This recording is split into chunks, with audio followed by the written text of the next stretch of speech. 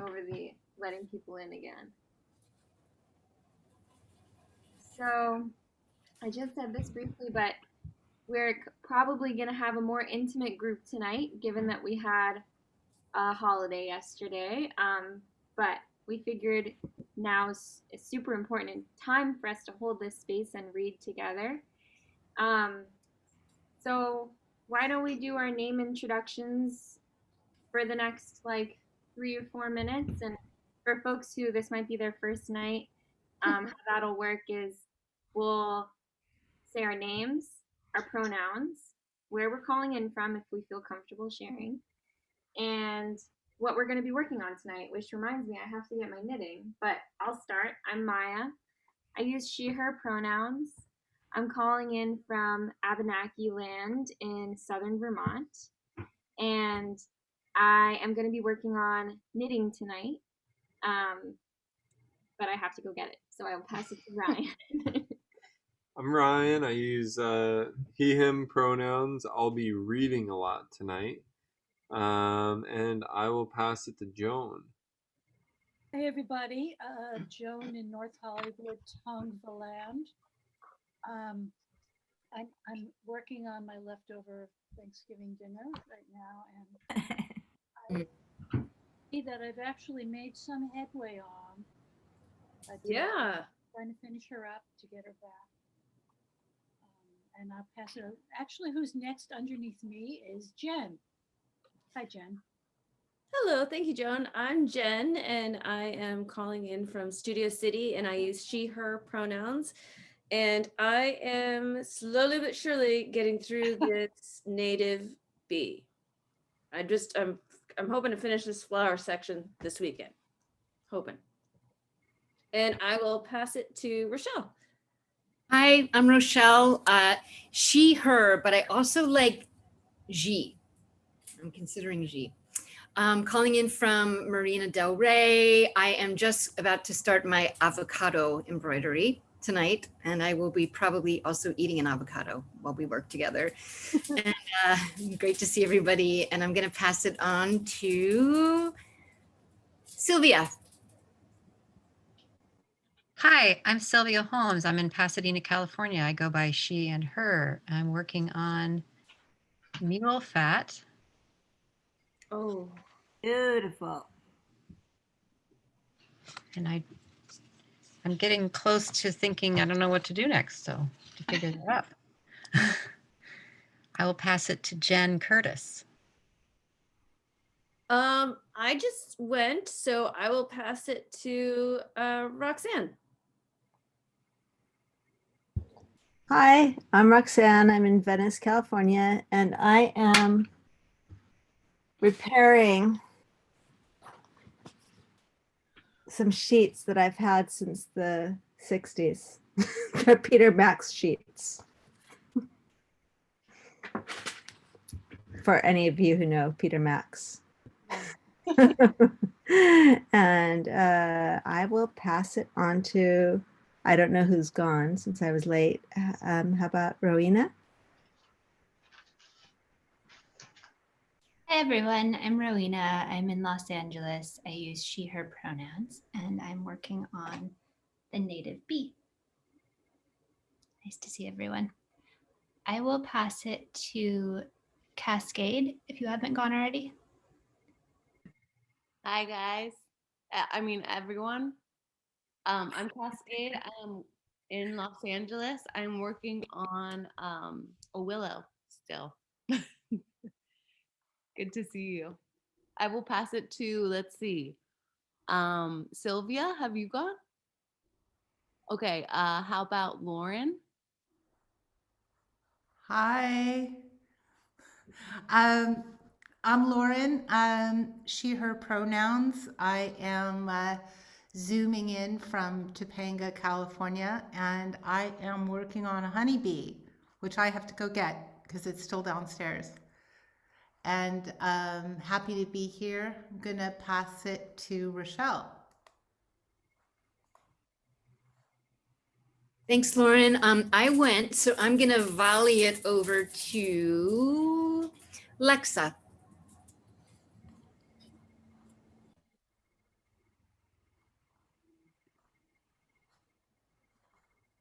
think I just unmuted myself. My name is Lexa. She, her. I'm calling from Eastern Pennsylvania, the land of the Lenni Lenape, the people of the turtle. And tonight I'm getting my Christmas on. I'm knitting hats. Let's see, who hasn't gone?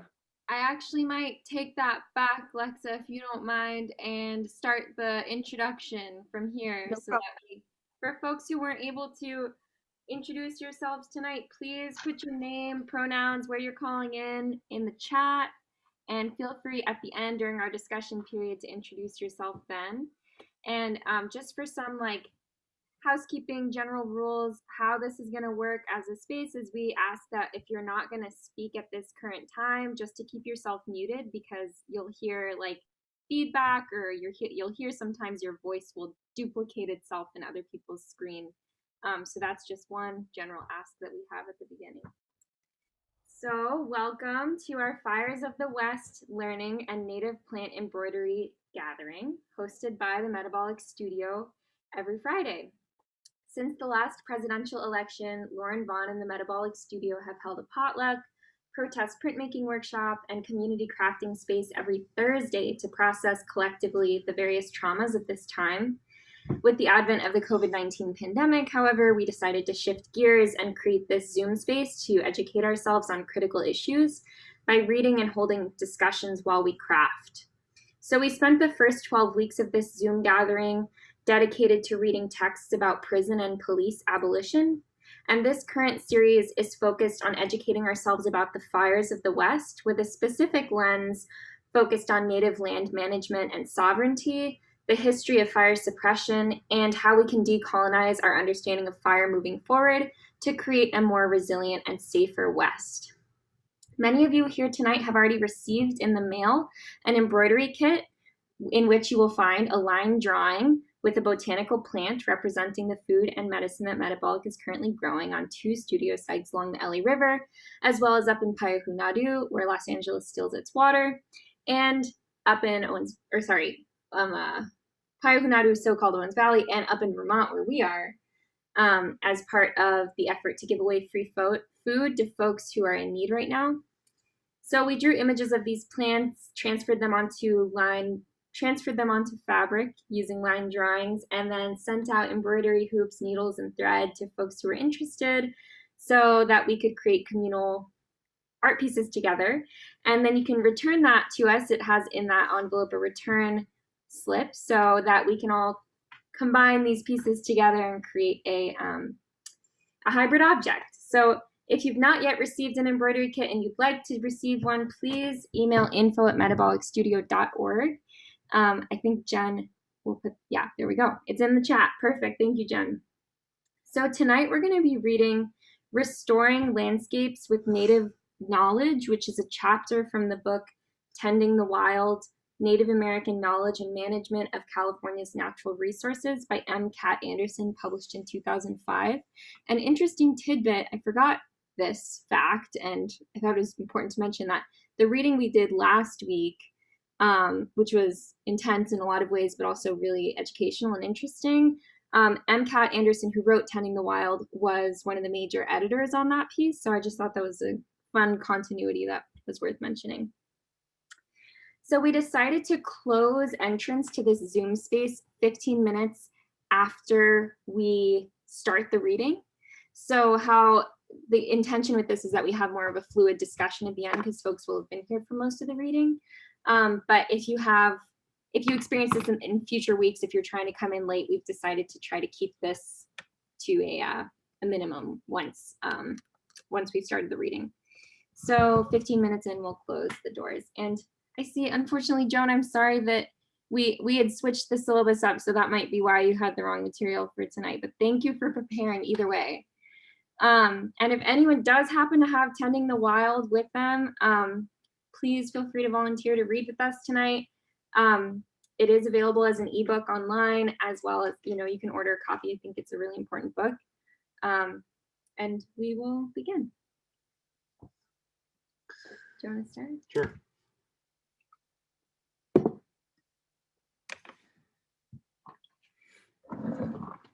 All right.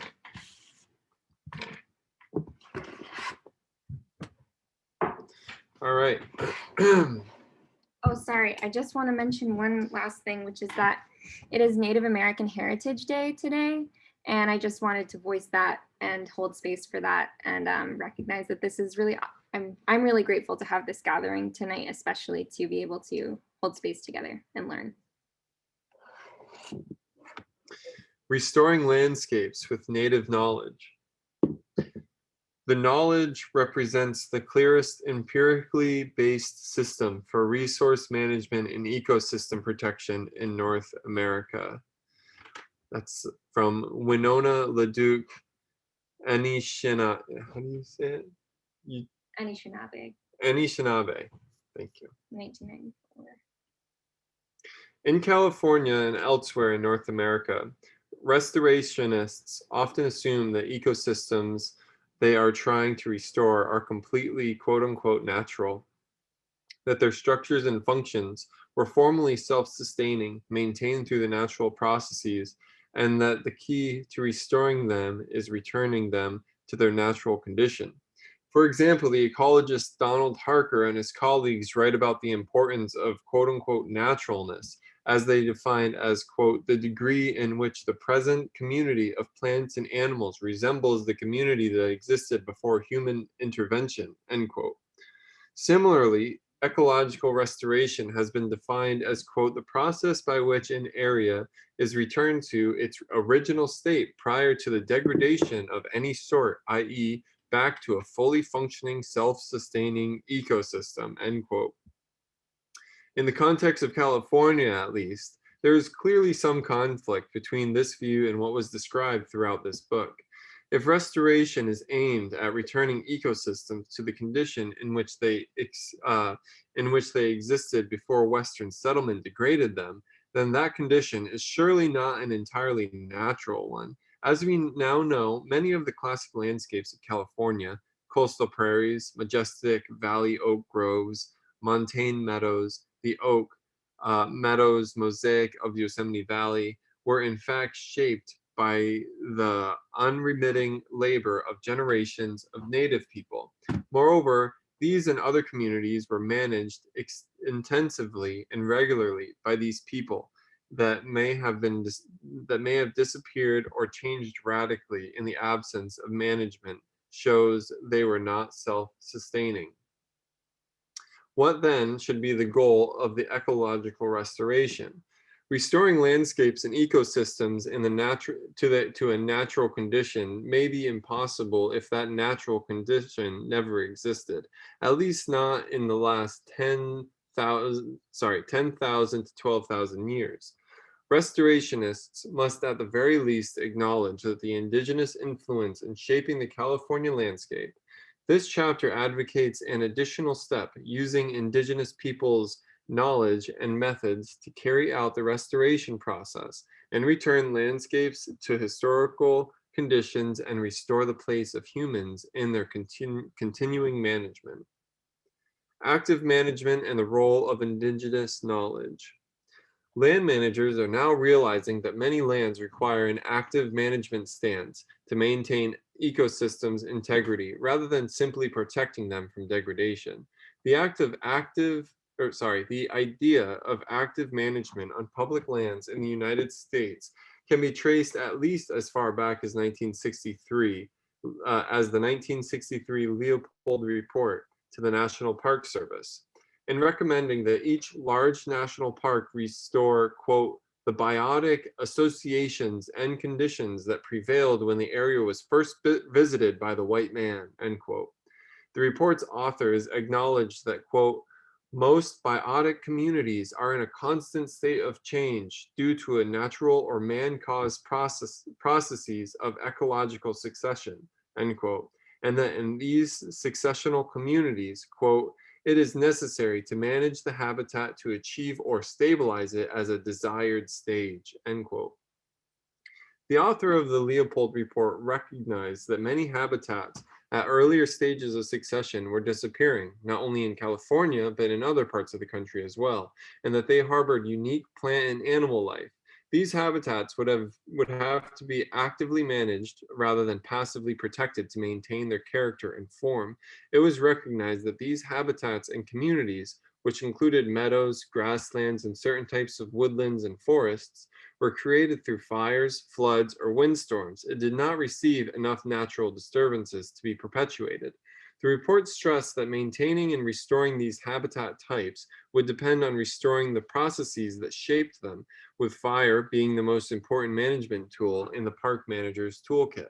The ancient human role in creating and maintaining these landscapes was not well understood in 1963, but that is not the case today. Knowing how historic landscapes came to be and how they were maintained by indigenous peoples, we can develop restoration programs with a better chance of success and a greater level of historic authenticity. Indigenous Management Revisited. In coming to understand the natural and extent of indigenous management in California, we have had to dispense with a number of erroneous preconceptions. Anthropologists have long seen the cultural environments shaped by Native Americans as limited to areas along river bottoms and adjacent to village sites that harbor domesticated plants such as corn, beans, and pumpkins. These were areas that were visually obvious to early settlers, missionaries, and explorers, and later were discernible through the methodologies used by archaeologists and ecologists. These areas also somewhat resemble lands subject to forms of management familiar to non-Indians, including land clearing, planting in rows, and selection of one or a few favored domesticated species. The wild lands beyond the agricultural fields were viewed as, quote, pristine, end quote. The major focus in anthropology has been on plant manipulation for food viewed in isolation, not in the broader context of prehistoric subsistence systems and how these systems fit within the influence, dynamic, and diverse forest, woodland, shrub, and grassland ecosystems. In the past 2 decades, however, findings from the diverse disciplines, ethnobotany, pyrodendrochronology, that's a big word. Pyrodendrochronology. Pyrodendrochronology, thanks, Maya.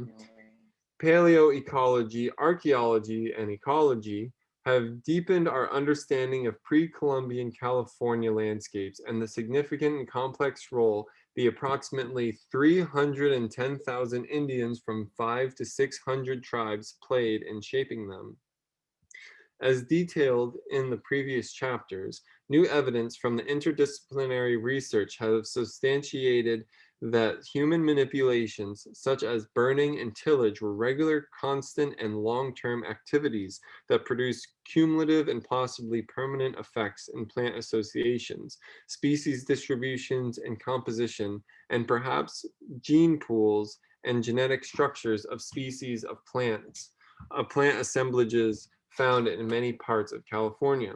Some of the pre-contact ecosystems in California can be labeled anthropogenic in that they were shaped by human activities and are not sustaining in the absence of these activities. This is evident in certain patchy landscapes like deer grass and chaparral, and in ecosystem types such as montane meadows, coastal prairies, and desert fan palm oases. This new information about the relation between indigenous management and the land has important implications for anyone who wants to restore a piece of land. First, an analysis of former indigenous cultural practices and their influences on landscape provide a baseline of information about diversity, dynamics, and functioning of plant and animal communities under former indigenous disturbances regimes. Second, such an analysis helps the restorationists to better understand the natural and cultural processes that created the historic ecosystem and landscape being restored. Third, completing such an analysis helps to define project goals and are historically more accurate. Fourth, the study of former indigenous land uses and the management practices provides restorationists which cultural models of human intervention in nature, models that combine a concern of the coexistence of many life forms with management for diverse products. Most important, these studies open up opportunities for rekindling indigenous and land relationships by applying the scientific knowledge of Native peoples.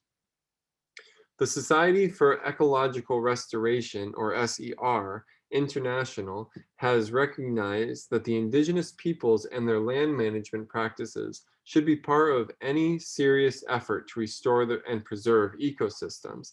The Indigenous Peoples Restoration Network, or IPRN, was formed in 1995 SER International Annual Meeting in Seattle. Its mission statement reads as follows, quote, "The IPRN has two related central goals: to use the tools of ecological restoration to enhance the survival of indigenous peoples and cultures, and to incorporate the knowledge of these cultures into emerging models of ecosystem management.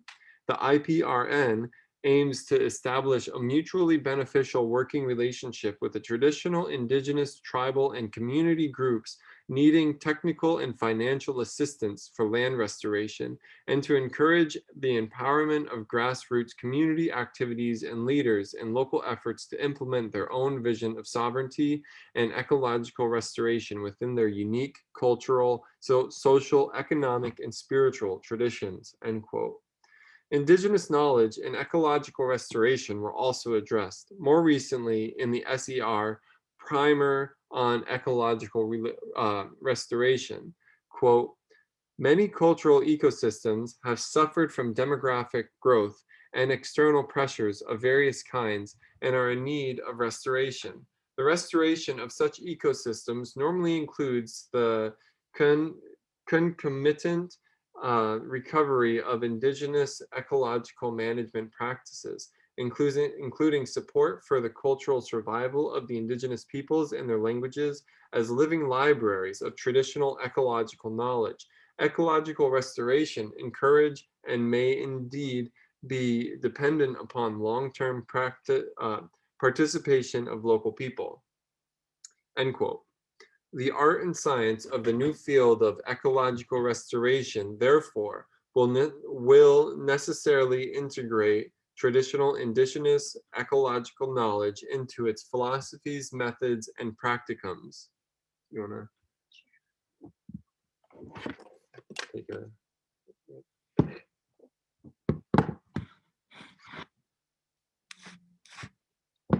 Reestablishing relationships with the earth. Restoring land to a hypothetical historic state is rapidly becoming important for enhancing and maintaining biological diversity throughout the world. Although passive preservation may have its place in conservation, the biggest challenge for the human species is to find ways to use nature without destroying it. This means moving, quote, beyond preservation, as William Jordan and other authors advocate, by creating a real working relationship with the landscape. Native Americans had and continue to have a highly participatory relationship with nature, one that restorationists can experience as well. For Indigenous cultures, intimate interaction with plants and animals comes from the rituals of prayer, offerings, songs, and ceremonies, and through keen, long-term observation, communication, stewarding, and judicious use. Native elders repeatedly remind non-Indians that we will not learn to live compatibly with nature simply by locking up lands in large tracts of restored wilderness. Spending time with a Yurok fisherman on the Northwest coast, a Poma weaver in Ukiah, or a Yokuts saltgrass collector in Visalia, one learns that Indigenous people achieve deeper intimacy with nature by using it. The character of each plant takes on new dimensions when transformed by human hands through scraping, skinning, soaking, peeling, boiling, mashing, grinding, fire hardening, splitting, and decorating. An elk horn is used to make a spoon. The wolf moss on an old oak serves as a dye. Fibers of yucca leaves make paint brushes. The sharp end of a nutmeg leaf serves as a needle. Each time a person transforms a plant, animal, or mineral into a useful item, it is an acknowledgement that he or she belongs to a place. Although nature and culture are most profoundly united through the harvesting of plants and the hunting of animals, use is a double-edged sword. Once humans harvest nature, there is the possibility of overuse. Removing key elements from nature means the possibility of ecological degradation, but it can also lead to deeper understanding and awareness of nature's processes and limits. Removing elements from natural systems with thoughtfulness and respect, one finds oneself asking questions that address the complex interplay between resource production and the conservation of biological diversity. Judiciously harvesting, crafting, and using products from nature continue to be the three cornerstones that keep Indian relationships with nature alive, rich, and sustainable. In traditional cultures, there are connections between the plant growing in its environment, its creative transformation into useful items, and the use itself. Today, we have taken the three connected practices and made them into the distinct realms of science, industry, and private life. The postmodern world's disconnect from nature causes us to tend to think about human-nature interactions in terms of the two diametrically opposed extremes discussed earlier, leaving nature alone or destroying it. Clear-cutting, urban development, overgrazing of livestock, and mining, all of which cause profound alterations in the natural environment, fall at one end of the spectrum of interaction. Protected wilderness falls at the other end, but these are only the extremes. In between, there is a continuum of resource utilization systems involving a wide variety of techniques and varied ideas about nature and about human relationships within it. It is somewhere in the middle of this continuum that human interaction with nature is most complex and sophisticated. This characteristically involves use and disturbance, but rarely pushes the habitat beyond its capacity for natural regeneration, and often increases both biodiversity and the abundance of plants and animals. Indigenous cultures provide examples of this through California, and it is this middle ground that the restorationist also inhabits, both in the sense that he or she is trying to recreate complex systems that arise from intimate interaction between nature and culture, and in the sense that in doing this, they begin to create a culture of place, a culture that is capable of interacting with nature without destroying it. Applying Indigenous knowledge to restoration projects. Eric Higgs, former chair of SER International, writes in Nature by Design, quote, "Ecological restoration is the best hope we have, not only for repairing damage, but also for creating new ways of being with wild processes," end quote. The templates for judicious use of the wild can come from the rich human history in California. Native plant cultivation techniques practiced for millennia by California Indians can become important methods for rejuvenating plant communities. Using ethnobiological research to construct California Indians' interactions in specific areas will make a significant and lasting contribution to our understanding of Indigenous land uses and their ecological influences, while yielding a set of management techniques that can be used in the restoration and ecosystem management of these lands. This work and its rediscovery of the linkages among restoration, maintenance of field populations of specific species, and judicious use of nature will create exciting new models of human interaction with nature, different from the restore and leave nature alone models that currently exist. These models can be called Indigenous management models. Restoring landscapes that existed in the past requires knowing 4 things about them: the species that compose them, the techniques Indigenous people used to harvest their useful plants, the ways in which Indigenous people used fire and other means to shape them, and the basic economies and rituals of the people who lived there. Discovering this basic information is complicated, and to achieve historical fidelity requires multiple lines of evidence. Fortunately, the disciplines of archaeology, anthropology, ethnobiology, paleoecology, pyrodendrochronology, and history can assist restorationists to more accurately reconstruct the former interactions between Indigenous people and the natural environment. For example, pollen studies from meadows or bogs near archaeological sites can register not only the local floristic composition, but also episodes of disturbance or replacement of vegetation, such as one might expect with human intervention. Sediment columns from meadows can record disturbances, including fires. Archaeological sites reflect past dynamic relationships between people and their environs. Studies of historic vegetation changes on abandoned late prehistoric sites might elucidate pre-contact environmental manipulation. Reconstructing species composition. Thomas Fleischner, professor of environmental studies, reminds restorationists that, quote, "It is hard to get somewhere if you don't know where your starting point. If you don't know your starting point," end quote. Restoration of a historic landscape starts with learning about its biotic components, the species of plants, animals, and fungi that lived in and influenced its structure and functioning as an ecosystem. If areas to be restored have been subjected to modern land use and management, the probability is high that many of the plants and animal species that once resided there have vanished or occur in drastically reduced numbers and densities. Thus, gaining an accurate picture of a historic biological environment means inventorying the species that are present now, as well as determining which species are missing. Some of these species may lie dormant in seed and bulb banks in the soil and may require only the reintroduction of light surface fires or some other missing human or natural disturbances. In other cases, the propagule bank is gone, and it is necessary to learn the identity of the species so that they can be reintroduced. Sources of information. There are various sources of information that can be explored to determine Indigenous land management practices. In some cases, the species composition of historic landscapes were recorded or collected and can be found in herbaria as actual specimens and in museums collections as components of cultural objects. They can also be discovered by reading and analyzing historical public land surveys, historical literature describing the flora and landscapes of early California, and ethnographies, i.e. the early descriptive monographs on Native American cultures, and by gleaning the memories of Indian elders. In addition, examples of historical landscapes or communities may still exist relatively unchanged and used as reference sites. And if we study them carefully, we may be able to infer that the species that exist there now could have occurred in the area to be restored.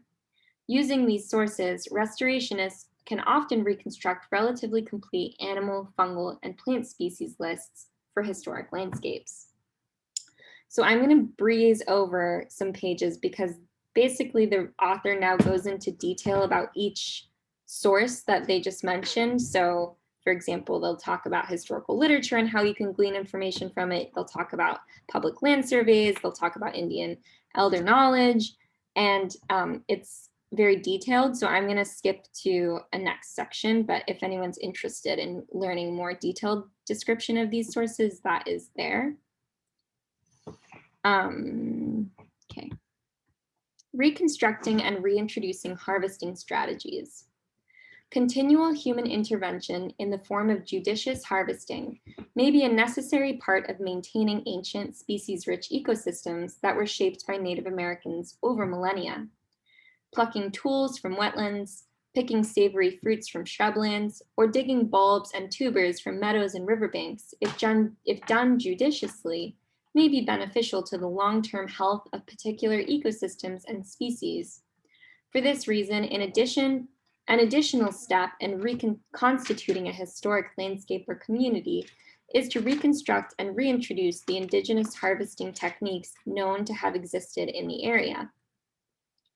Restorationists and ethnobiologists, in collaboration with Native people, can uncover examples of different kinds of plants and animals that were sustainably harvested in an area that is the target of restoration efforts. For each of these species, they can rediscover the cultural rules and prescriptions that regulated harvest and the on-the-ground harvesting variables, seasonal timing, frequency, intensity, and long-term patterning, associated with what species and its use. These harvesting variables discussed in Chapter 4 together form a, quote, harvesting regime. Restorationists need to know how successful a particular harvesting regime was in maintaining about a plant population and how quickly densities returned to an equilibrium after harvesting. For example, were there rest periods that allowed for population recovery? Was there an attempt to keep the population density above a certain threshold? Were the technologies chosen appropriate Were there new technologies or tools that could be used to appropriately harvest the crop?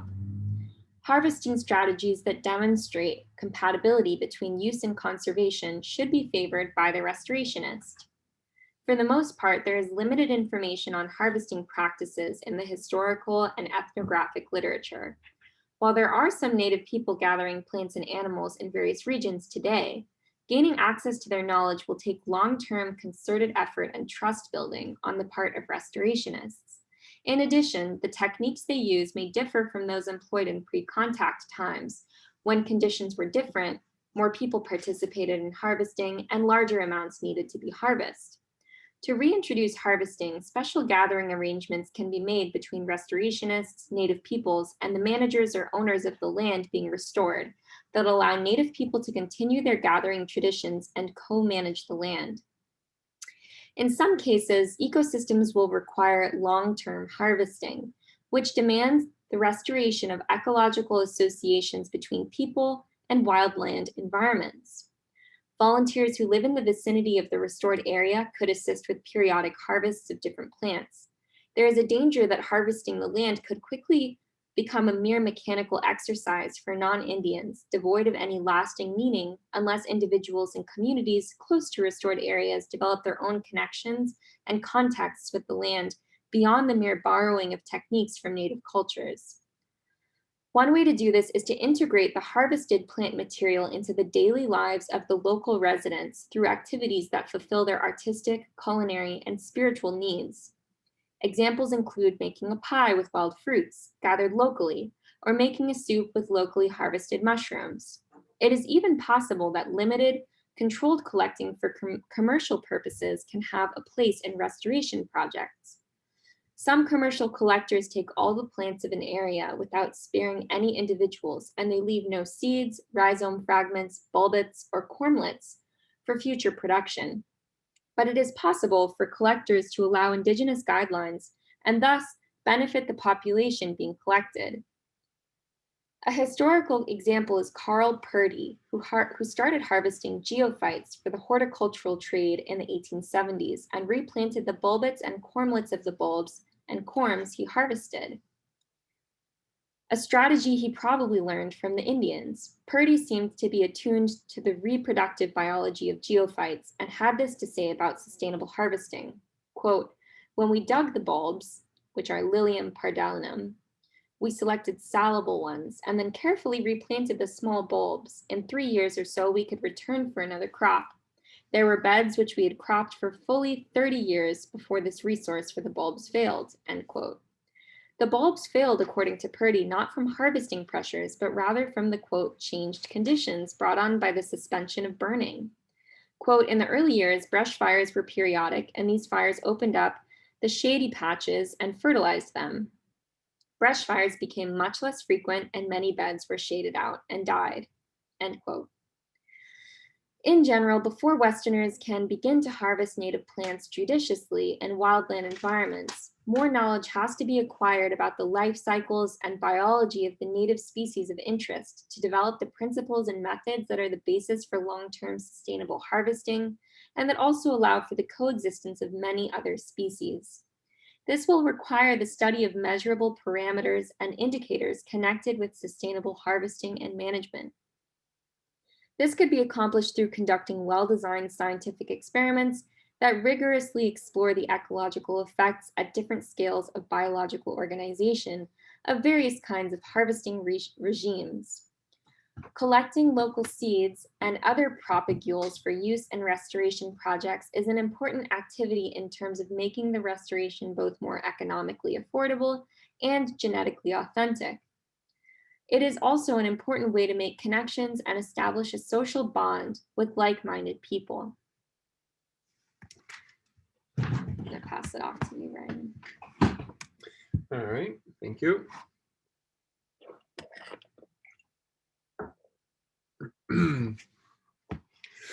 Reconstructing and reintroducing disturbance regimes. Disturbance regimes, both anthropogenic and non-anthropogenic, typically interact with ecosystems and affect ecosystem processes, structure, and composition at various scales. Ecologists have studied disturbance processes caused by non-anthropogenic structures, such as lightning, droughts, hurricanes, and other wind events, insect outbreaks, floods, and volcanoes, and their effects on ecosystems and natural areas. Some ecologists have also explored the effects of Indian-set fires on ecosystems, although there remains a lively debate over the magnitude of those effects. Almost no one has studied the effect of other Indian-caused disturbances on ecosystems, namely cutting and pruning, harvesting and digging, hunting, moving of species, and developing preferred strains of species. This lack of study is indicative of an inability by even those ecologists who claim to be interested in whole system studies to consider human disturbances that aided ecosystems, such as burning under oaks to destroy insects that might damage the acorn crop in their experiments. The tendency is to study only those natural disturbances or disturbances such as clear cutting that destroy segments or entire ecosystems. Ecologists' definitions of disturbance also indicates a temporal dimension.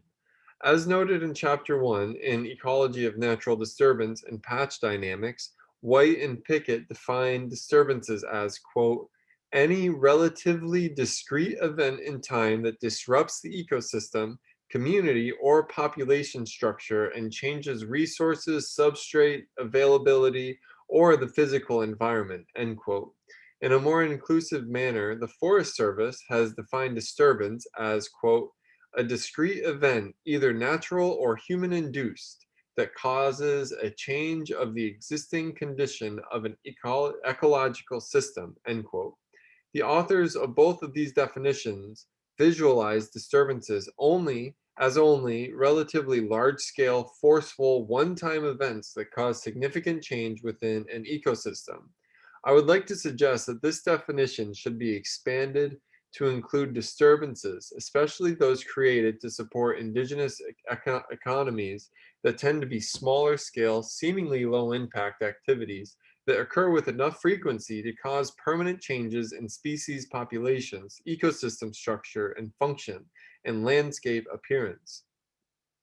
The key assumption here is that native species in many ecosystems evolved under conditions of frequent and regular natural and human disturbance and require such disturbance for optimal growth, reproduction, and survival in a particular area over the long term, thus bringing back the kinds of disturbances that likely occurred under indigenous management may be a prerequisite for restoring the former biodiversity of an area.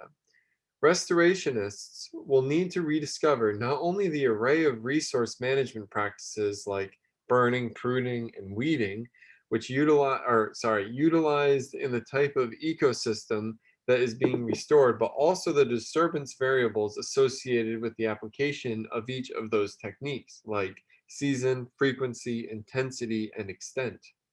Together, these variables from a disturbance regime for a specified species of plant or animal in the context of its community. Understanding the goals of indigenous disturbances. In some cases, it will be possible to determine details of the goals Native people strove for in managing the landscape. These cultural objectives, producing non-wormy acorns, increasing the number of young sprouts for basketry, encouraging young, palatable forage for wildlife, can then form the basis for determining the, quote, desired future conditions, end quote, of the landscape being restored. Important information about former management goals can be obtained by asking Native people who are living near the area to be restored how their elders manage the natural environment. In their investigations, restorationists will find that frequently an ecosystem was managed for multiple objectives, typically because its plants and animals had a myriad of cultural uses. This complex management regime was reflected in the diverse landscape patterns of Aboriginal California. Closely tied to the former management objectives for an ecosystem were the food and material culture of the tribe that had the stewardship of the area.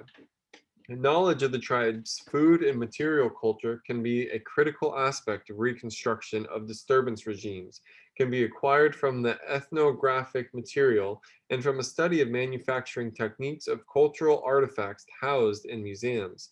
The important idea is that the indigenous people manipulated landscapes to enhance not only the quantity of desirable plants, but also the quality of their parts, as manifested in their size, shape, color, length, diameter, taste, nutritional value, and other parameters.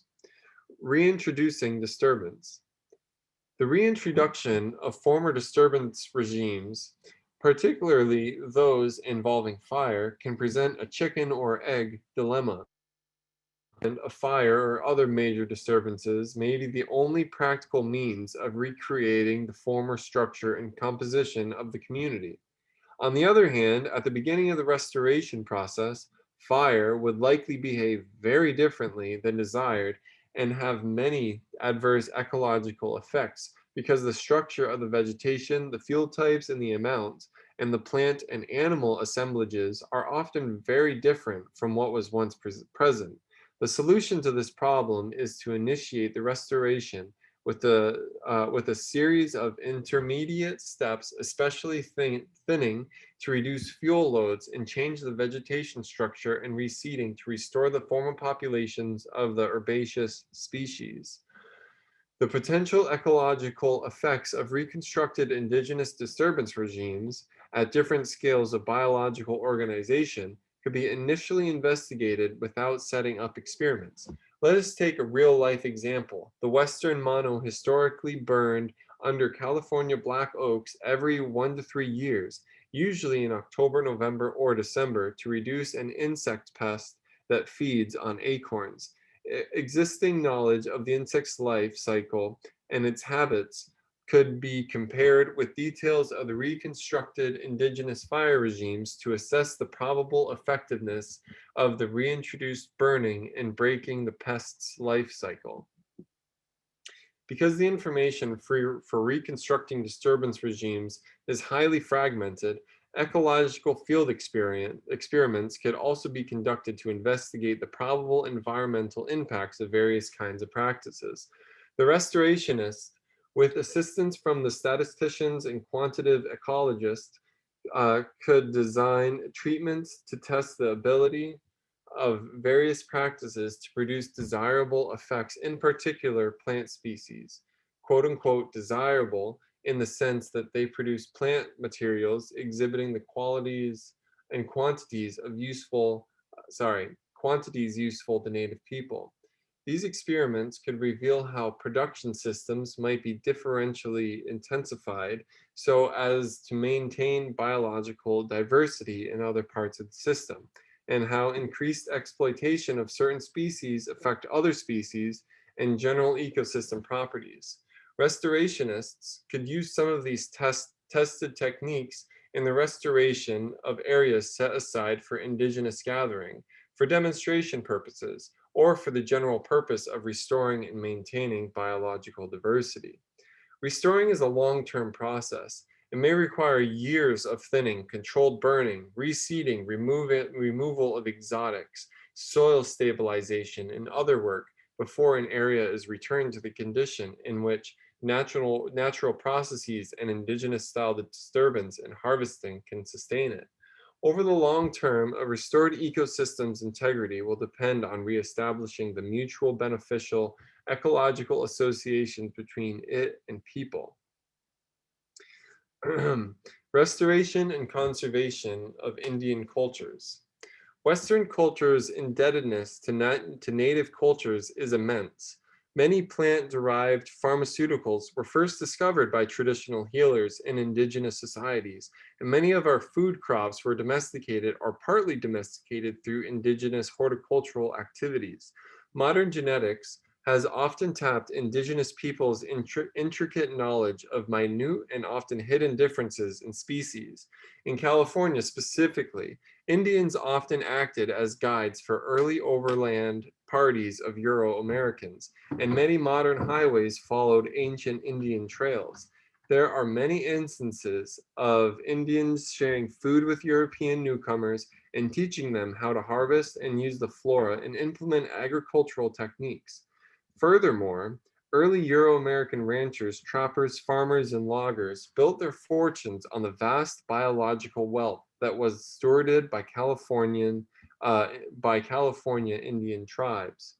Native knowledge will further contribute to modern society by helping us restore our quote-unquote wild lands. However, if restorationists use traditional ecological knowledge without concern for the well-being of the cultures in which the knowledge was fostered, it may be a hollow effort. The use of native knowledge detached from its source and rich context, which is termed, quote, cultural appropriation, end quote, by anthropologists, can be meaningless and exploitative, like taking a sacred symbol and placing it on a t-shirt. One way to avoid this kind of exploitation is to make sure that restoration and related activities proceed with a concerted commitment to the conservation of indigenous cultures. Below are examples of what can be done.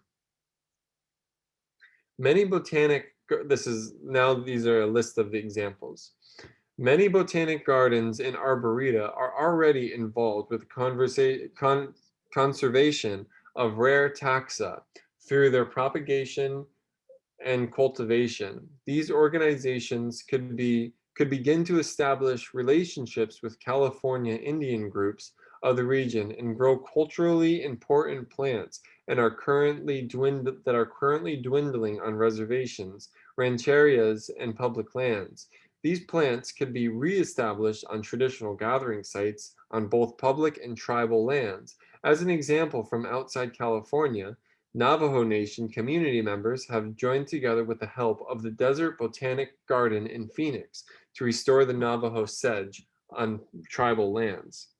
Natural history museums can reorient their exhibits to portray, quote, wild, end quote, California as an inhabited land with a lengthy and rich Indian land management history. Cultural museums can develop exhibits that more accurately represent the continuity of California Indian cultures as vibrant and living instead of focusing on the past. They can begin to invite guest Native American curators to plan and design exhibits, and thereby have a major voice in interpreting their own history. Some museums, such as the Grace Hudson Museum in Ukiah and the Oakland Museum, have already begun to initiate symposia that bring together California Indians, government officials, and the general public to show that native cultures are not extinct or static. Restorationists could be involved in developing of teaching aids for environmental education for Indian children. These aids might include native plant gardens, plant collections with detailed ethnobotanical information, or photographs that connect ethnobotanical knowledge with plants.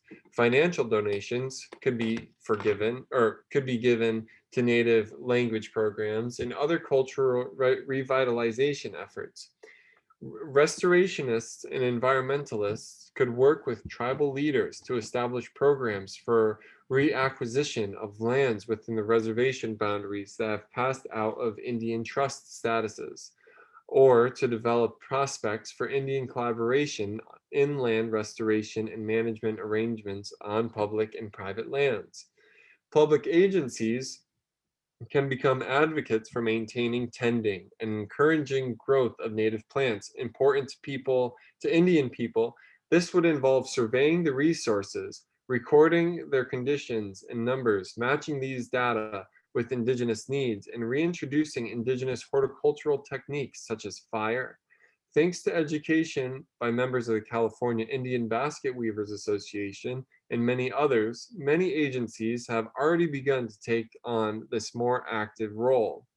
Public agencies can develop programs for management of traditional plant resources for Native Americans as a component of public land management programs.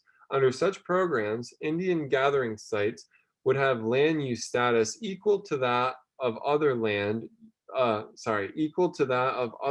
use categories. In other words, this category would have its own research and management funding within each of the agencies that administer our public lands. In silviculture certification, prescriptions could be written that would consider cultural values of Indigenous people. And this last section is called Rekindling Human-Nature Relationships. Ecological restoration, by definition, has an interest in reconstituting landscapes from earlier times. By and large, these landscapes were richer in biodiversity than the remnant vegetation existing today. Restoring plants, animals, and the ancient cultural practices of Native peoples to landscapes can be a way to honor our human predecessors and make history highly relevant to present and future generations. Restoration is also a discipline of the present. It fulfills people's inherent needs to experience and heal nature, regardless of race, ethnic background, class, or gender. And last, it is a visionary field offering a hopeful future in which it is possible to mend relationships with Native people and create a world where humans can coexist with all of nature's denizens. It will accomplish these goals by offering a wide arena of choices for human-nature interactions, just deconstructive land uses or preservations of nature without humans. Landscapes are not just made up of assemblages of species, rather they are expressions of species evolutions and species behavior. The adaptations of plants and animals that exist today are responses to past sequences of environmental conditions. In many cases, environmental conditions have been altered by the history of the lands used by humans.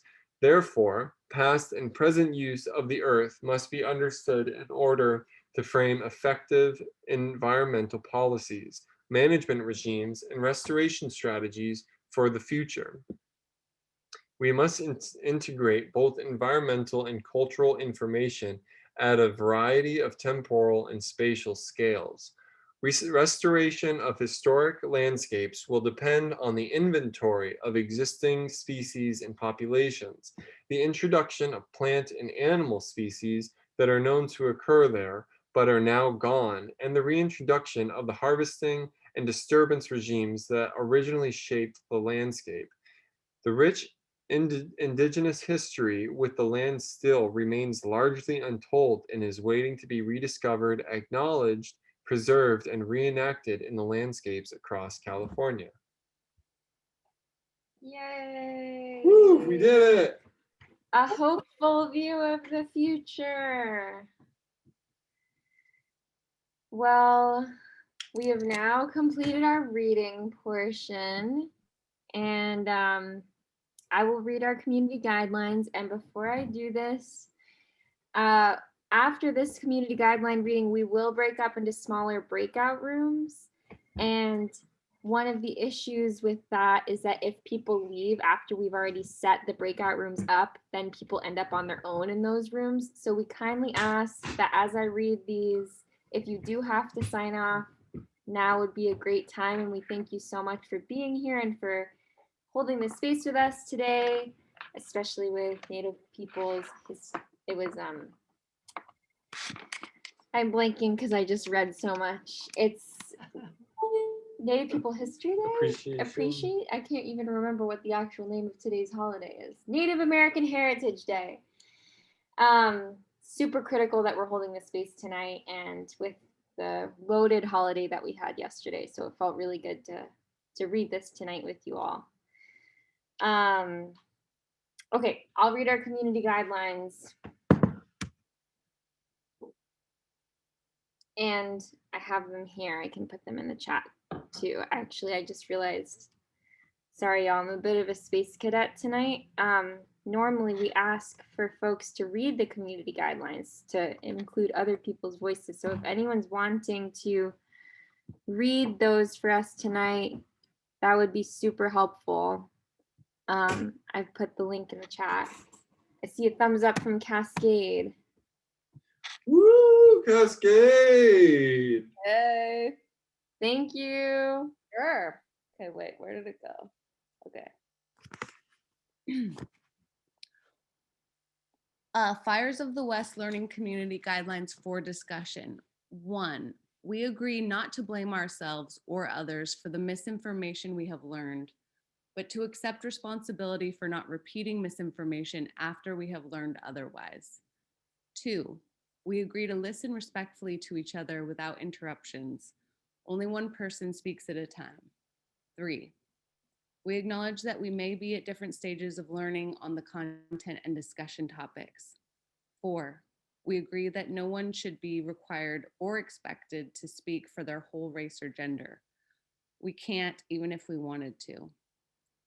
5, we will hold each other's best interests at heart. We hope everyone has come to the table to learn, grow, and share. We will trust that people are doing the best they can.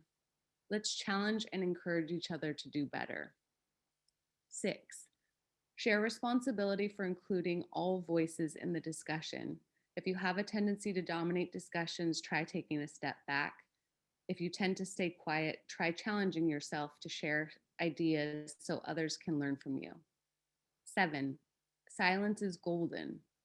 Sometimes there will be long pauses. Sometimes silence can create space for folks who need that space to come forward. We agree to not fill silences out of discomfort. We will hold this silence with care and move forward intentionally. We welcome those of you whose minds are bursting with ideas to write them in the chat bar. 8, the facilitators are not experts. They are here to help facilitate the process. They and everyone in the group are here to learn. 9, it's okay not to know.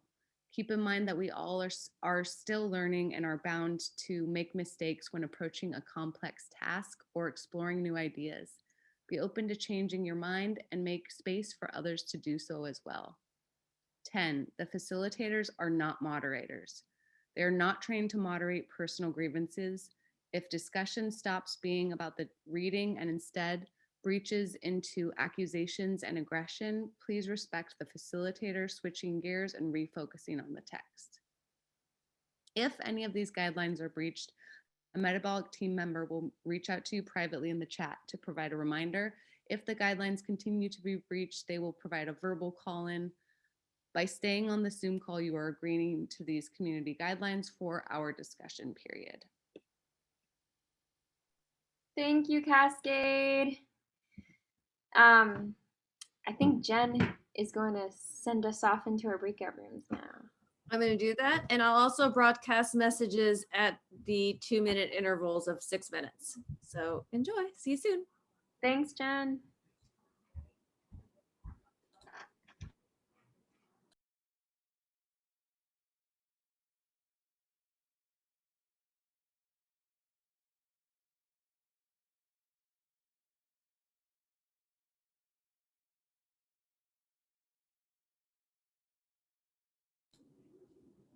Respective breakout rooms. So I apologize. The Zoom platform is complex in that way. But now we're back in the main room, and I'm hoping that y'all's conversations were as fruitful and exciting as ours was. I just love these breakout rooms. I'm so glad, Mom, that you were pushing for that breakout room moment because it feels really good to have that space. So now we're back. Please feel free to use this platform to share any insights that came up for you.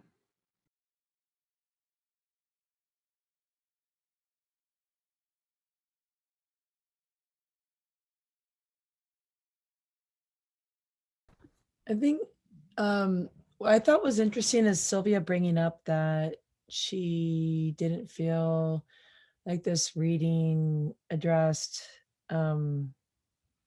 climate crisis. And I'm thinking about that in terms that I feel like while not immediate, knowing this, no, I've read this book a couple times, because it seems to be relevant to about anywhere we are. But I think she's pointing at that reorientation, that the undoing or the remaking comes from a reorientation. So this work is not immediate, but the reorientation is critical to begin the conversation. But I thought that was a interesting criticism of Sylvia on the reading, that she didn't feel like it was immediate, or that it was a little too academic.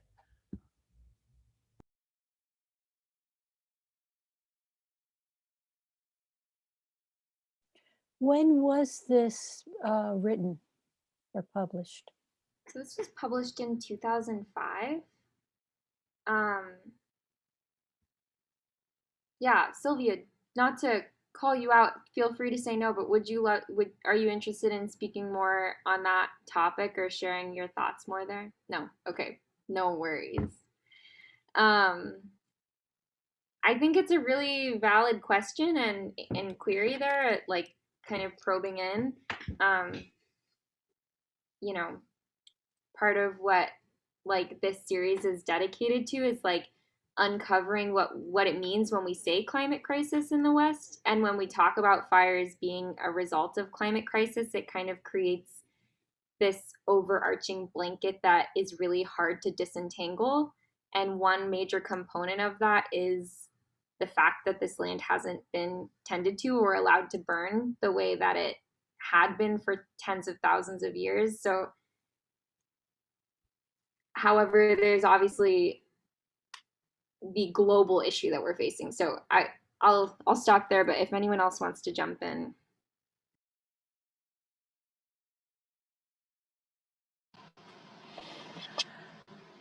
This is Laura. I'll just say my experience in response to what I just heard and the date that this was written. Sorry, I got to turn my heater down here. In 2005, I participated in this summit in San Francisco that was United Nations World Environment Day. And it was the only time that's come to North America. They have it every year on June 5th, every year globally, the UN environment. And there was very little conversation, even at that event, about climate change. There were more about the environmental accords, about ways that people were starting to design different components of it, but it wasn't like a headline even then. I mean, even at that convening of all convenings, so just a little perspective. So it would be really obviously hugely valuable to interweave some of the more recent stuff. So I appreciate the comment. That's it. And all of you.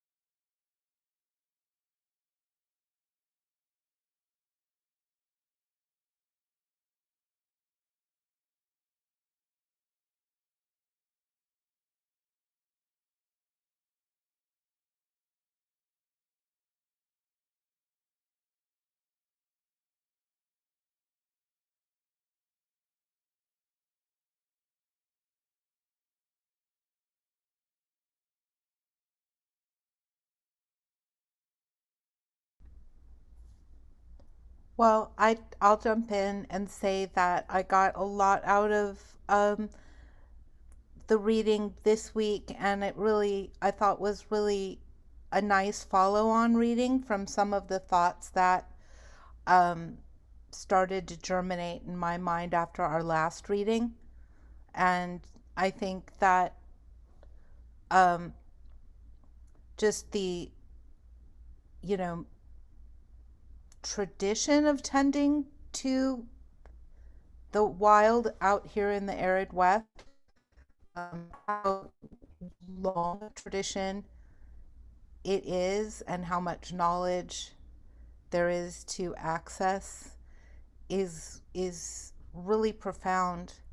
And for example, I don't think that I knew the whole word disturbance ecology. And it's really interesting. I can't wait to think about it more.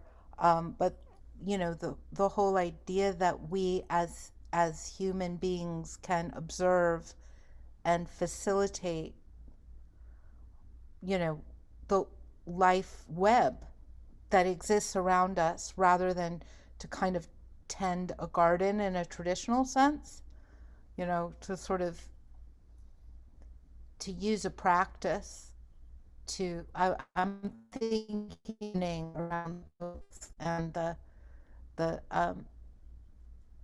killing off of worms that would hurt the acorns. That's such a really interesting idea, and amazing to think about how old that practice is.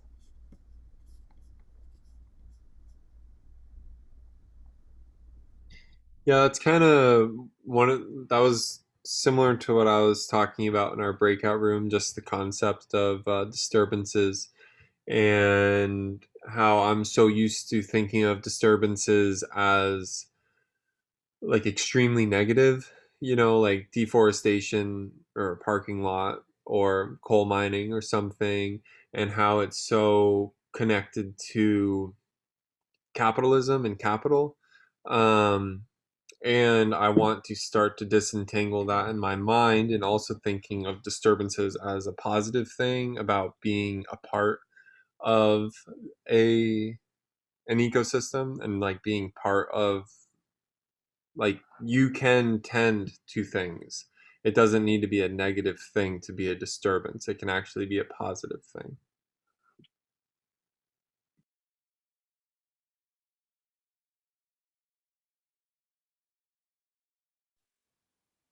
Just to share a little of from our breakout room also, that's sort of in that same vein, is just, yeah, thinking about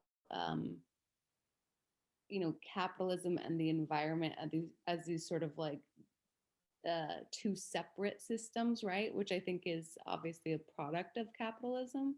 And because this is the myth that we've been told since its advent, is that there that there are no effects, or to turn a blind eye to the effects.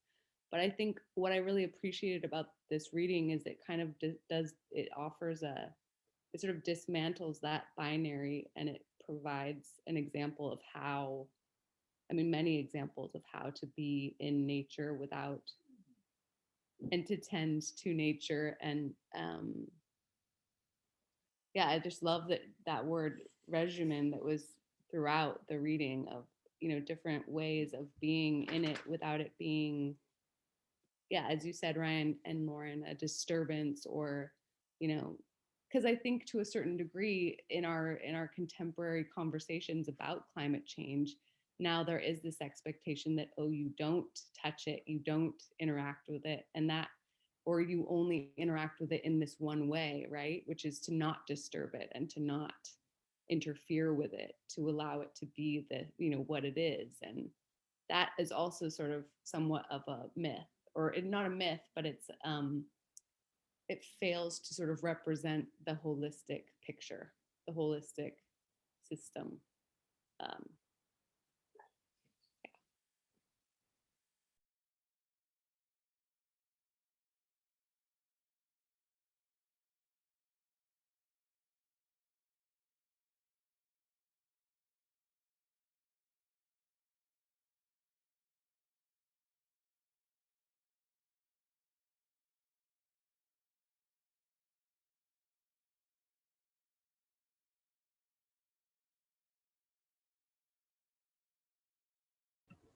Yeah, in our breakout room, we were grateful for the reading and for the affirmation that it offered to, I think, what Lauren called our place in the web of life, and the idea that as human beings, we don't have to continue to pursue two options of either destruction or avoidance of any interaction with nature.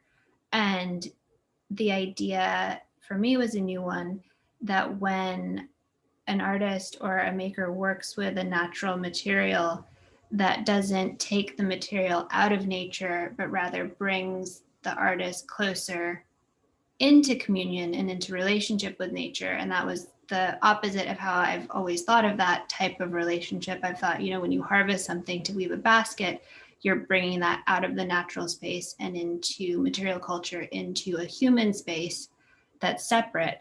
And I think there's something very beautiful. And what makes objects like that, I think, particularly compelling for me is this reading helped me identify, I think, that it is that link to a harmonious way of being with natural systems. And I think that in a world where so many things are made of materials that feel foreign or artificial and plastic, I think it kind of, there's a special resonance for things that display not only high levels of craftsmanship and artistry, but also a connection to nature and those aspects. Rowena, I thought it was not just the unnaturalness of plastic or the ways we live, it's also the disposable nature of our lifestyles. I was struck by the nutmeg leaf producing one needle that people could use. And I think in my house, I might have 50 needles and lose them all the time and go out and buy more. And it's such a different mindset. And it's causing me to think. Thank you. I love that.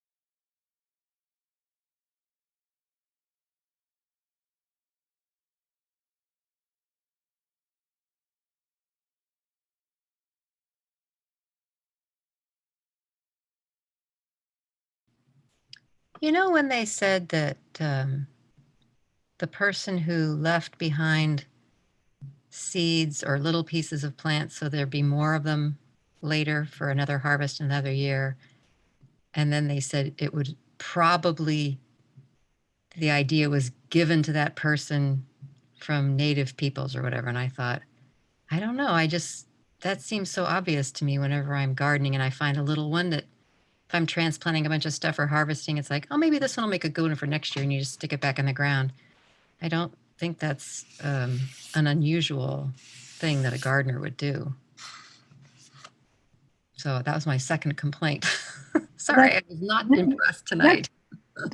Sorry to speak over you. I'm sorry. But it's true. I mean, we all have native wisdom from some part of ourselves that's been passed down generation after generation, and understanding that you preserve certain things has been passed down, and it also might just be part of human nature, but of course we ignore truth.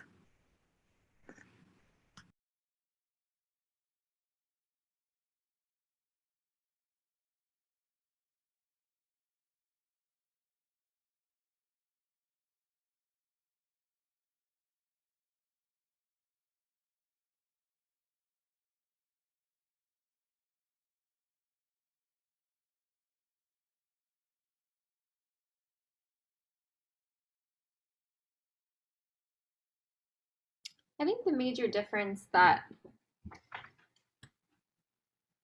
we should totally discuss, and feel free to, counteract this idea, but I think the major difference for me, understanding like maybe why that it was, suggested that maybe that was some indigenous knowledge that was shared with this person, is that the way that European descendants understand gardening or tending to a system often has to do with a specific area that they own, or a property, or a garden that they have created that they tend to consistently and replenish for their own purposes within a bound, like a boundary. So thinking about, like, I don't know, who knows where that person garnered this information from. It totally could have been that they had an instinct and wanted to replenish this area. But one major difference of how I think this reading, and also the last reading, really elucidated how Native peoples of specifically this continent dealt with natural systems, was that it was a large scale effort to manage the landscape as a whole, rather than private property perspectives, or rather than like a specific garden that belonged to one person. It was like this whole area could be replenished and managed collectively. So I guess that was my only, like, yeah, who knows where that person got that idea from, really. But I could understand how there would be an assumption that, like, maybe a settler, a white settler, might not assume that they should plant a tuber here to replenish it year by year, because that might not be a cultural understanding from European descendants, generally speaking. However, again, like Roxanne's saying, it's like the idea of indigeneity is complex, like when you're speaking of indigeneity, you're speaking of place. So we are all indigenous to a place. We're specifically looking at, obviously, indigenous land management to this place. And yeah, I think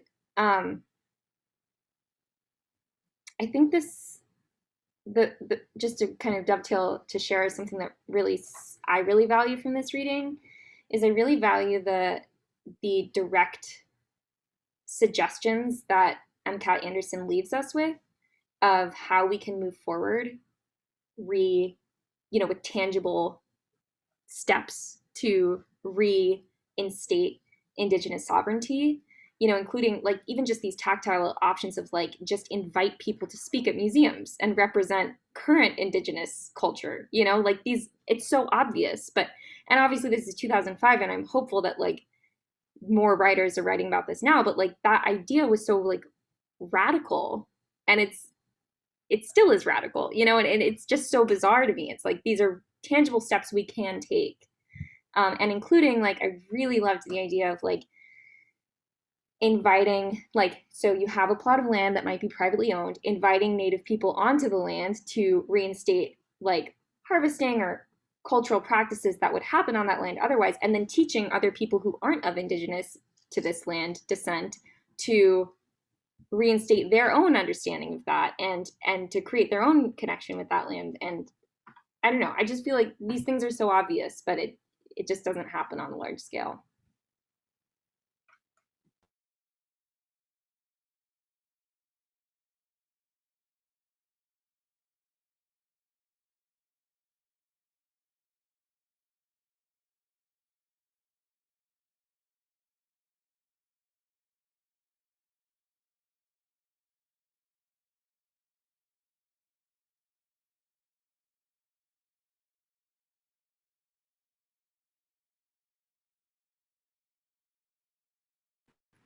Maya, what you also just said made a lot of sense in terms of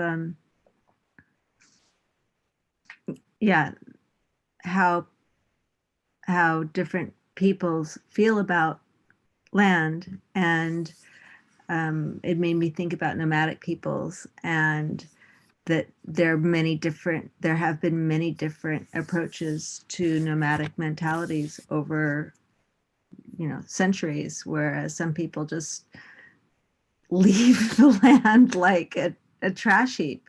And certain nomadic cultures have really left the land better than they find it. And so these are different traditions that are passed down with different groups. So the understanding of how we relate to the land is really complex. That reminds me of, I'm reading a book on the Abenaki, who are the indigenous people that that Vermont is Abenaki land. And part of what the book was talking about is that colonizers back in the 1600s and 1700s, they would kind of push the Abenaki further north into Canada. And they were of the mindset that they were decimating the Abenaki people. And to a certain extent they were, except it's the big reason why they thought that is that the European mindset European mindset was private property mindset, that this is where you live, this is where I'm from, I was born here, I will die here. As the Abenaki and Mohican mindset were more of, this is where I am now, it is spring, I am going to be here for summer, I'm going to be there for winter, smaller communities and not private property. So just kind of like an interesting just cultural mindset, kind of going off of what Roxanne and Maya were talking about.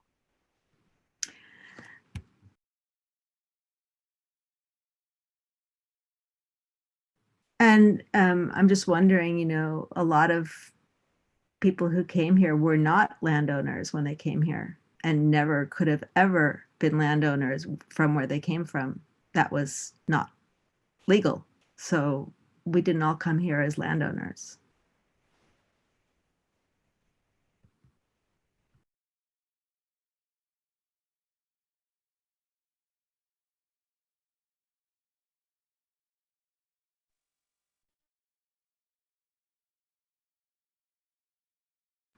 I think one thing though is that many of us who did come here were disconnected altogether from land, whereas the cultures that we came here were cultures that saw themselves as intimately part of the land, not separate from it, whereas humans from Europe didn't see ourselves as that. We brought with us from Europe landowners like William Penn, who had land grants of thousands of acres, and then established that land ownership here. The Scotch Irish were here because they were thrown off their lands. So you're right, but the system still got imported by the people with some power.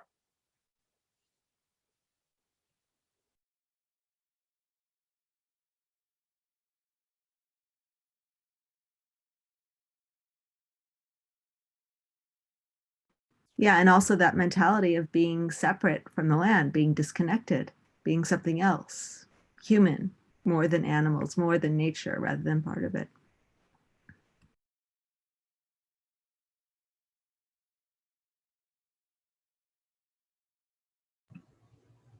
I think also this reading in the tone and the type of relationship to nature that is suggested in some of the recommendations that she gives at the end breaks down a lot of the fear that I think is learned and a part of a Western relationship, or at least I guess I could speak to my own upbringing. There was this idea of, if you find something in the woods, don't eat it. My mom was always like, don't eat that. And yet I was always like, it's a great berry. Like, it's a blackberry. Like, let's eat it. Let's like put the, pail full of berries. And, she was always so apprehensive, which I think is something that comes from this capitalist idea that you need to buy it in a store for it to be safe, that it should be sterilized and, kind of come from an industrial process in order to be palatable or desirable.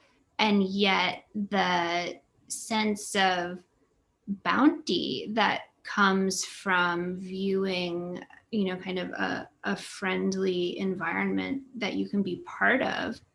And it kind of extends to the idea of like a commons and a shared space that's not a European style noble person's garden that's gated for the exclusive use of the very few, but rather we have the option and ability to create relationships with natural spaces that are inviting and welcoming and sustaining for communities. And then that also leads me to consider, especially in a place like Los Angeles, how unequal access is to spaces like that, and how many communities are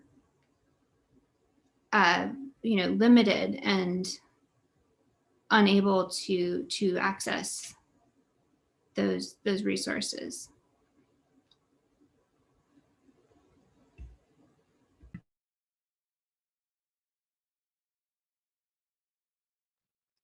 I'm reading another book right now called My Grandmother's Hands by Resmaa Menakem. And yeah, I'm glad to see other people nodding. Yeah, it's such an amazing book. It's really changing my life. Highly recommended. And one thing that is a major takeaway for me is that people with European background or white settlers here, specifically here on this continent, came from a lot of intense trauma, a lot of intense oppression and trauma from Europe. And that the way that Europe was managed, the stratification and the extreme wealth and the extreme poverty and the whole monarchy system, and anyway, the management of Europe was such that the majority of people who maybe did have access to the land were worked to the point that they were in extremely toxic, dire situations to support the elites. And folks that lived in cities and didn't have access to land were in essentially like extremely toxic situations that were not at all healthy, or whatever does healthy mean, but literally dying because of the anyway, we all know this. But that was a major takeaway for me, because I was thinking about the fact that generational trauma, which is what this book is largely about, and how to manage generational trauma, is that we often don't talk about the fact that European descendant people often came from lines of extreme abuse and trauma, and are reenacting that in our own lives. And on top of that, I just kind of wanted to rethink about what I had said earlier about why someone might assume that a European colonizer might not have this information about planting in a quote unquote wild landscape a tuber, is that most people who colonized this landscape really didn't have a conception of what it meant to tend a wild landscape.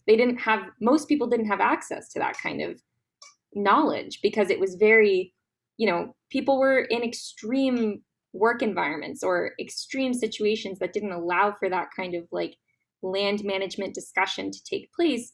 Whereas Native people from this land specifically lived in societies that were almost entirely focused on, as we read from the last text, really dedicated to this land and dedicated to managing the land at its most extreme benefit to them, and to the other living beings on it. And that kind of, I think, really help in my mind is a helpful continuation of why it's so critical for us to understand this history when we talk about fire and we talk about climate change. Is climate change is a direct result of land management, and to reintroduce a conception of how to manage a landscape, regardless of whether it's private property or public property or whatever, through an Indigenous perspective of this land is I think clearly laid out as the most beneficial option for all of us, because it's directly related to managing this land. It has that this is the best way to manage this land. It's like tried and true, tens of thousands of years tried and true. Anyway, I find this reading really inspiring. And I've also found all of y'all's, like, I'm super, like, I wrote it in the chat, but I'm pumped up right now. Rowena, what you were saying about, like, using basket weaving as, like, reconnecting to nature instead of thinking of it as, like, taking that out of nature, I just think that was really touching and beautiful.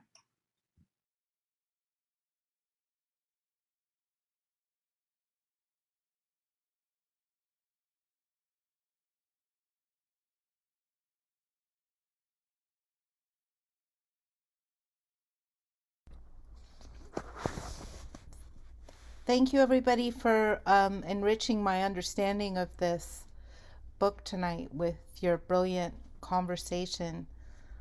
I wanted to throw in one other kind of thing that I've been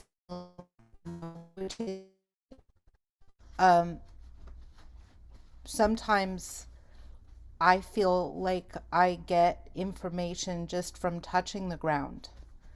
That isn't from my maybe epigenetic history or from my reading of books or anything. It's as if the ground itself has an innate intelligence that by touching it, I receive. So I think that that's also kind of a way of feeling indigenous for me, is to get dirty and to learn by letting myself be smart in the kind of embodied way that just touching the ground, any ground, can give me knowledge that I didn't have before. So one of the things that I feel is that we're all indigenous to the earth, and that relationship to the earth is way older than Europe and way older than capitalism and you know, it's everything. It's the story of everything. So we can't but be indigenous to landscape. It's impossible.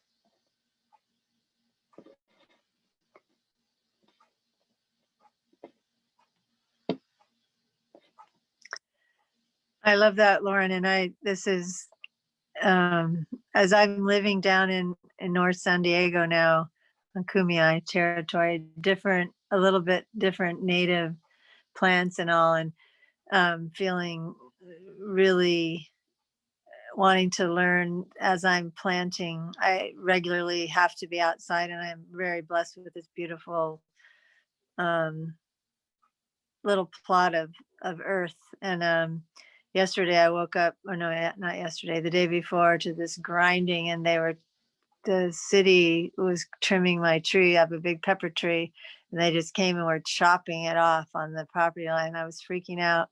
And I got settled down into that, and I just sat there with some of the cuttings. And I think part of why I've loved this work so much is I come from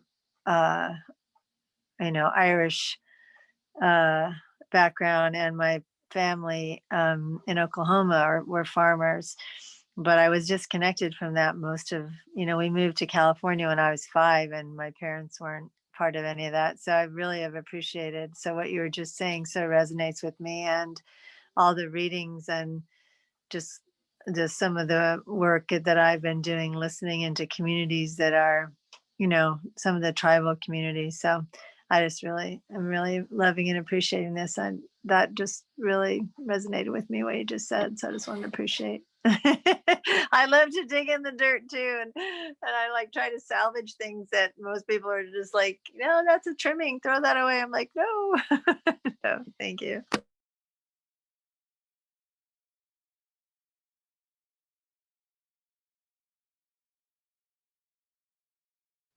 I really value what you were saying, Mom, and I also want to bring into the conversation, something that I feel compelled to share, and hope that y'all can resonate with this, and feel free to also, anytime counteract what I'm saying. But I think it's really critical that we be really careful when we talk about indigeneity and saying that we can't help but be indigenous everywhere, because this moment in particular is so critical for us to recognize that the people who are indigenous to this land, the native people of this land from all over this continent, are being completely sidetracked and ignored, and literally, their lands and lives are being destroyed consistently by white settlers mostly, and people who act like this is their land when it's not. And I hear you, like I fully hear you, and I think we should connect to this land, and we should be as careful and conscious of what this land needs as possible. But I also just want to really hearken in and recognize that for people who are of European descent, we are not indigenous here. We are settlers here.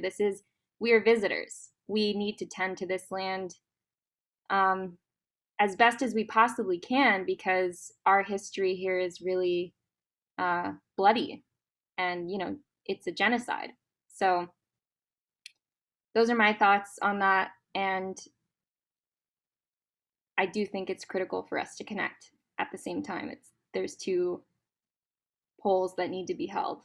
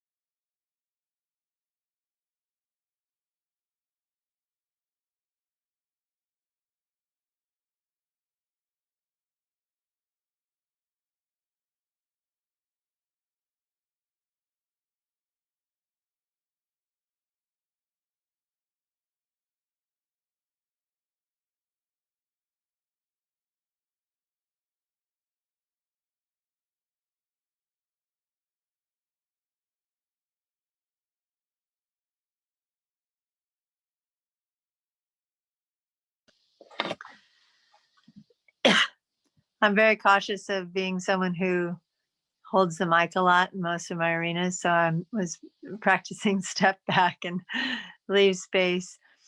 I just wanted to say the yes and part of what you were just saying is that part of why I moved down here when I was offered this opportunity is to be able to work and support the Kumeyaay youth initiative that's up on the San Pasqual Reservation, which I've been doing for about 4 years now, who I met through Kiss the Ground, actually.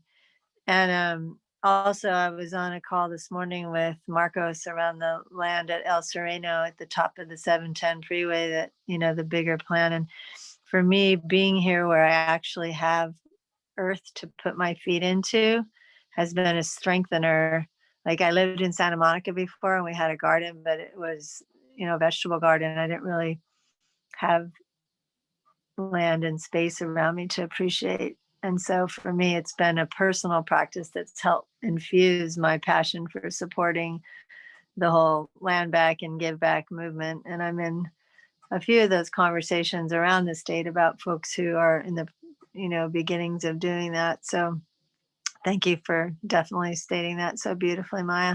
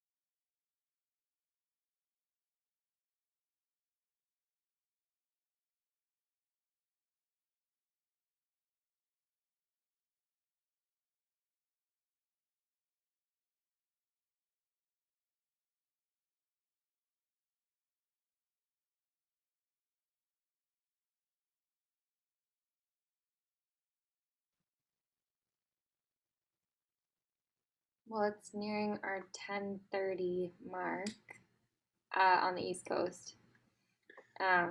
Let's see some embroideries. Well, first, is there any last minute? That was kind of an intense note. If anyone wants to hop in and share any last thoughts or share embroideries and share last thoughts. I see Joan already's got some. Gotta pin it. Keep it up there.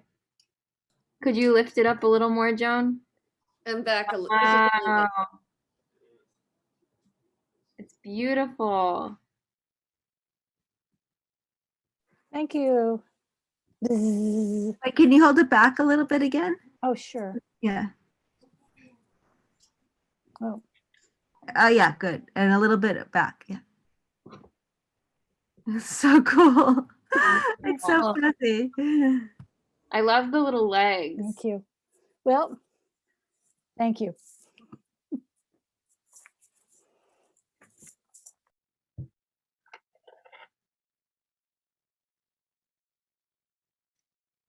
Well, good night, everybody.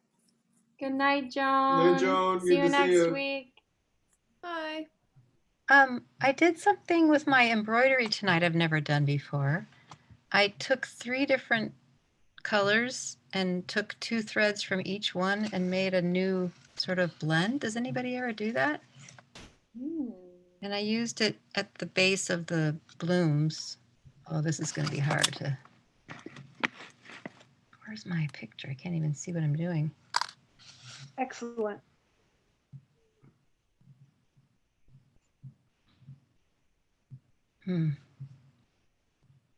If you want, we can tell you. It's Oh, higher. now. There we go. Ooh. Oh, that doesn't help. Yeah, no, that helped. It did? Yeah, and just hold it back a little bit towards you and a little bit more towards your heart. Up and towards your heart. Centering on your body. Oh, this way. That way, yeah. Wow, it looks beautiful. That's That's amazing. beautiful. I love the stitch patterning that you're doing. Thank you. So has anybody else ever combined colors? I'm curious. I have. Okay, good. Thank you. Oh, I have to go now. Bye. Thank you. Bye. Bye. I have to go too. Thank you, everybody. Thank you, Bye. Roxanne. Well, I'm still working on the lupin. Hello, Wait, yeah. keep it up there. Nice. Wow, you got some like solid greens going. It Yeah. looks like coloring, like a sketch. Looks It's amazing. basically embroidery for retards. Ooh, don't say that, Mom. Good night, everyone. Good night. You tell her, Maya. Hasta la vista. Good night, Lexa.